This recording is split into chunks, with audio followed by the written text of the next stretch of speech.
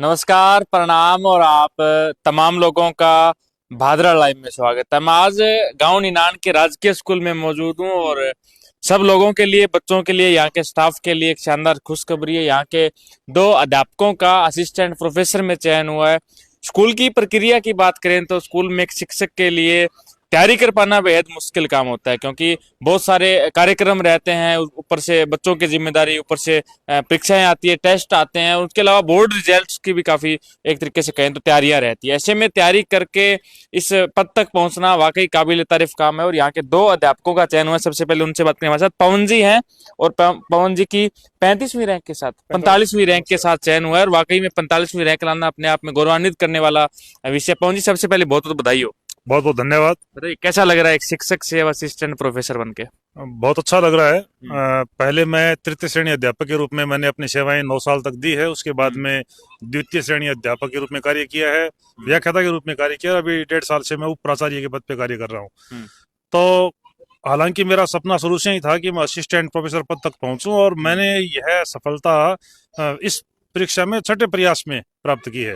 6 बार मैं इंटरव्यू तक पहले 5 बार पहुंच चुका था।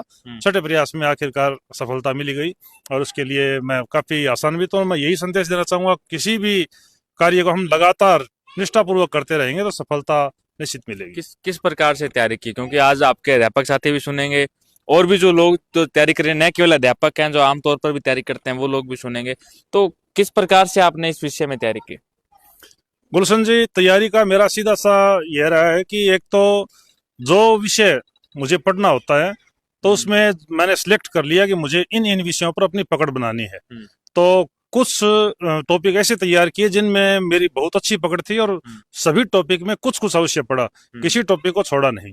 और दूसरा मैं आपको बताना चाहूंगा कि स्कूल के दौरान समायोजन का तो प्रिंसिपल साहब रतन जी यहाँ पर मौजूद हैं, तो मैंने कभी भी इसके लिए अवकाश नहीं लिया।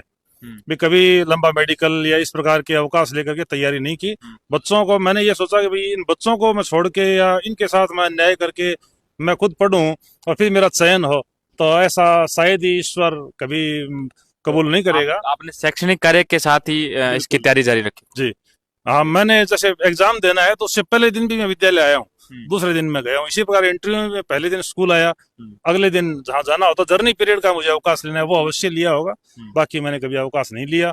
और तैयारी में भी ये ध्यान रखा कि बच्चों को पढ़ा रहा हूँ तो उसके साथ साथ कुछ ना कुछ सीखता गया मैं। ये पवन जी थे, इनका 45वीं रैंक के साथ चयन हुआ और ये नूर जमाल जी जिनका 73वीं रैंक के साथ चयन हुआ है।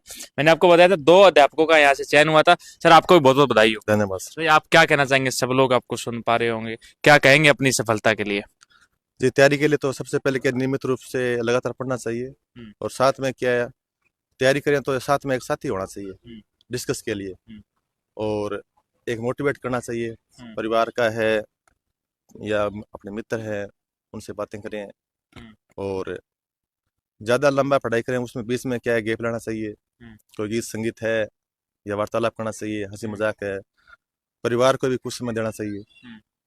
तो कामयाबी में क्या है कि लंबा सफर है, उसमें मेहनत क्या है लगातार आवश्यक है। और साथ में क्या है अपने जो अपने रिश्तेदार है, परिवार के लोग हैं, शुभचिंतक है, जैसे हमारे सभी गुरुजन है, उन सबका सहयोग बड़ा आवश्यक है। और साथ में ये कहना चाहूँगा कि मेरी सफलता में पवन प्रकाश जी का भी खूब योगदान है। हर मोड़ पे, हर पहलू में उन्होंने मेरा सहयोग दिया है। और मैं तो ये चाहूँगा कि जो बेरोजगार है वो बढ़िया तैयारी करे, दृढ़ संकल्प होके, असफलता से घबराने की आवश्यकता नहीं है, बार बार प्रयास करें। मैंने भी क्या 3 बार पेपर दिया इसका और तीसरी बार चयन हुआ है। हरियाणा में गया एक बार, वहाँ भी इंटरव्यू दिया। शुभकामनाएं देना चाहेंगे नूर जमाल जी को और पवन जी को। हमारे साथ रतन इंदलिया जी हैं। रतन जी, बताएं, आपके विद्यालय में 2 अध्यापकों की कमी हुई है, अभी शैक्षणिक कार्य भी चल रहे हैं, अर्धवार्षिक परीक्षा भी जारी है, ऐसे में इन्होंने काफी मेहनत से तैयारी की है। क्या कहेंगे, किस प्रकार से ये तैयारी करते थे? स्कूल में किस प्रकार की इनकी गतिविधियां थी? सर्वप्रथम तो नमस्कार गुलशन जी, और मैं कहना चाहूँगा कि मेरे विद्यालय से पवन प्रकाश जी शर्मा और नूरजमान खान जी दोनों का ही चयन हुआ है और दोनों ही योग्य हैं और अच्छे व्यक्तित्व के धनी है और इनका विद्यालय में भी काफ़ी योगदान रहता है।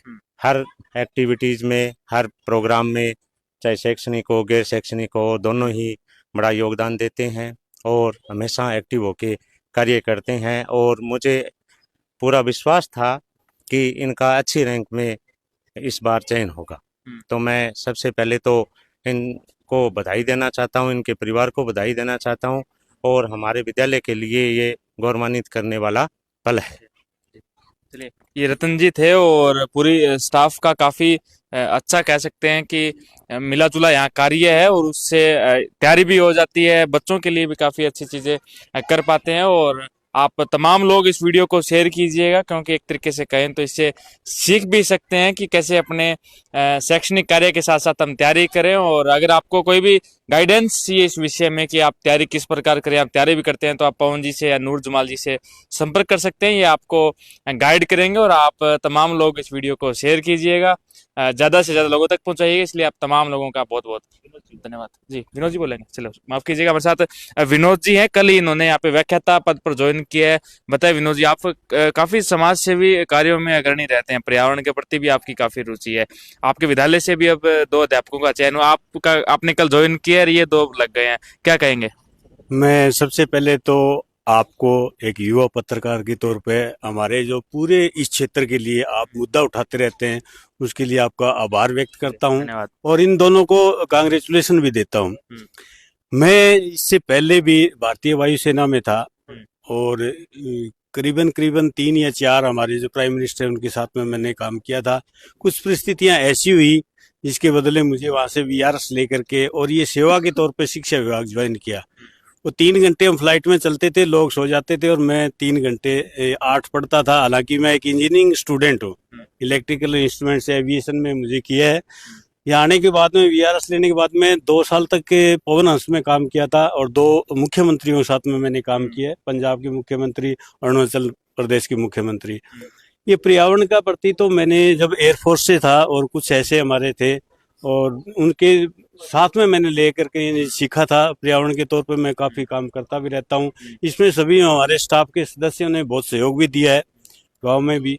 और इनकी जो कमी हमारे स्कूल में है, भगवान ने उनको आगे भेजा है तो मुझे प्रमोशन दिया है। और मैं हिंदी और पब्लिक एडमिन दोनों से पीजी किया हुआ था, तो हिंदी की जो कमी यहाँ है वो नहीं है। इनके आने से पहले भी मैं इंग्लिश और हिंदी दोनों 12वीं क्लास तक पढ़ाता था।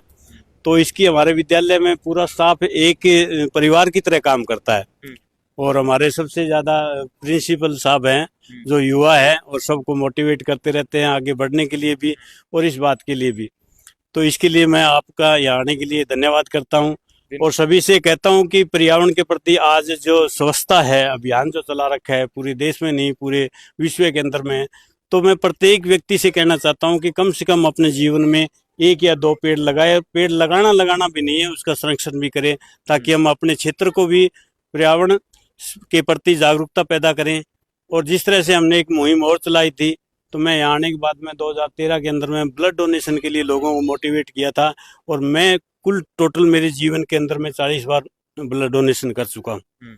तो ये इसके प्रति भी आपका भी काफी सहयोग रहता है, मैं देखता हूँ। तो आपका एक बार फिर से धन्यवाद, आभार। विनोद जी के समाज सेवी कार्यों के बारे में फिर कभी आपको और विस्तार से बताएंगे। तो आज स्पेशल ये पवन जी के लिए और नूर जमाल जी के लिए हमारा एपिसोड था और आप तमाम लोग हमारी इस वीडियो को शेयर कीजिएगा। पुनः आपको कहता हूँ, आपको कोई गाइडेंस चाहिए तो आप इन दोनों से संपर्क कर सकते हैं और आप तमाम लोगों का बहुत बहुत धन्यवाद।